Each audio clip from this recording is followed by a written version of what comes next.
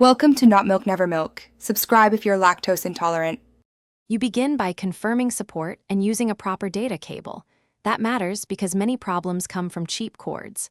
Once the phone is unlocked, plug the cable into the car USB port marked for phones. You'll see the head unit detect a device.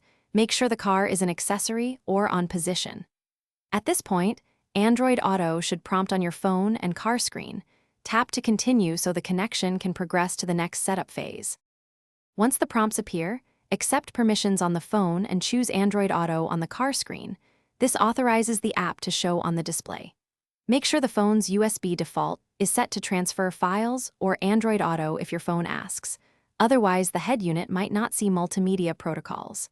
If your car uses Bluetooth pairing as part of the handshake, connect Bluetooth now so contacts and media controls sync.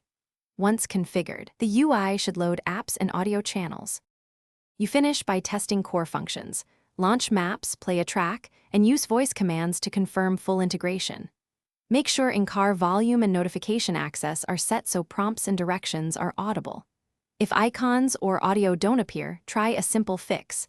Swap to a known good data cable and set USB to file transfer, then disconnect and reconnect.